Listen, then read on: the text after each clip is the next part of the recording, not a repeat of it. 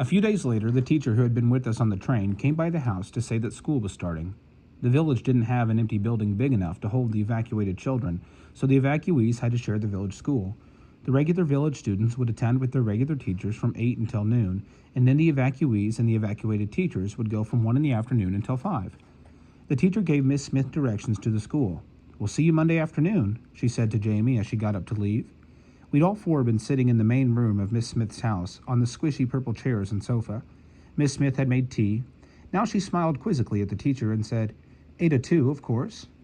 I don't know how I looked, but Jamie's and the teacher's mouths fell open. The teacher's mouth closed first. "Ada's not on our list," she said. "I told you that when I gave you their mother's address. We've only got Jamie down." Jamie said, "Ada's not allowed to go outside." I said fiercely, "That's rubbish. It was only ever in London and you know it." "But not school," said Jamie. I'd never been, never thought about going, but why not?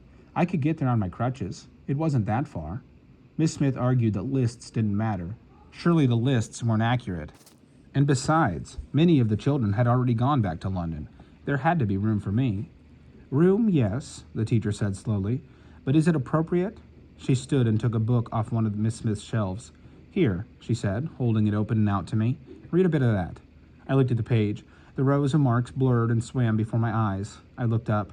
The teacher nodded. Miss Smith came over and put her arm around me. I tried to pull away, but Miss Smith held on. "You see," the teacher said softly, "she isn't educable."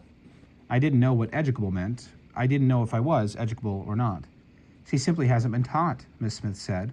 "She's far from stupid. She deserves a chance." The teacher shook her head. "It wouldn't be fair to the others." The door clicked softly as she left. Miss Smith grabbed my shoulder with both hands. "Don't cry," she said. "Don't cry. She isn't right. I know you can learn. Don't cry." Why would I cry? I never cried. But when I shook myself free of Miss Smith's grasp, tears shook loose from my eyes and slid down my cheeks. Why would I cry? I wanted to hit something, or throw something, or scream. I wanted to gallop on butter and never stop. I wanted to run, but I couldn't run, not with my twisted, ugly, horrible foot. I buried my head in one of the fancy pillows on the sofa, and then I couldn't help it. I did cry. I was so tired of being alone. Miss Smith sat down on the sofa beside me. She put her hand on my back. I squirmed away. "Don't worry," she said, almost like she cared about me. "They're wrong. We'll find another way." "I know you aren't stupid," she continued. "Stupid people couldn't take care of their brother the way you do. Stupid people aren't half as brave as you. They're not half as strong. Stupid, simple, educable, thoughtful, all just words." I was so tired of meaningless words. That night, after our baths, Miss Smith came to the doorway of our bedroom before we fell asleep. She hesitated. "I brought something," she said. "This was my favorite book when I was a little girl. My father used to read it to me at bedtime. I thought I'd start reading it to you." I turned my head away. More words. Jamie asked, "Why, miss?" "I wish you'd quit calling me miss," she said, pulling the chair close to Jamie's side of the bed. "My name is Susan. You should call me that. I'm reading to you because I think you'll enjoy it." Jamie said, "Why would we enjoy it?" Miss Smith didn't answer. She said, "This book is called The Swiss Family Robinson. Listen." She cleared her throat and began. "For many days we had been tempest-tossed. 6 times darkness closed over a wild and terrific scene." I buried my head deeper into my pillow. The drone of her voice sounded like a fly buzzing against a window. I fell asleep. In the morning, though, those first words stuck in my head until I couldn't stand it anymore. "Miss," I said at breakfast, "what's tempest-tossed?" Miss Smith looked at me over her mug of tea. "Caught in a storm," she said. "Wind and rain and lightning, and if you're in a boat, at sea, you get tossed from side to side. You're all thrown about because of the storm." I looked at Jamie. "That's us," I said, "all thrown about. We're tempest-tossed." He nodded. I turned back to Miss Smith. "What's educable?" She cleared her throat. "Able to be educated," she said. "Able to learn." "You are plenty able to learn, Ada. You are educable. I know you are. That teacher is wrong." A plane zoomed overhead. Jamie jumped up. We heard and saw planes all the time now because of the airfield, but Jamie never tired of watching them. I got up to go out too. "Ada," Miss Smith said, "if you like, this morning I'll start to teach you to read." I edged away. "No, thank you," I said, using the manners she taught me. "I want to go look at the planes." She shook her head. "That's not true."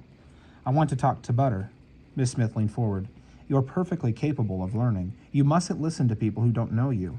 Listen to what you know yourself." What I knew, I'd learned looking out a single window. I knew nothing. Words she used, capable, tempest-tossed, even little words like sea. What was a sea? Boats came down the river Thames. Was a sea the same as a river?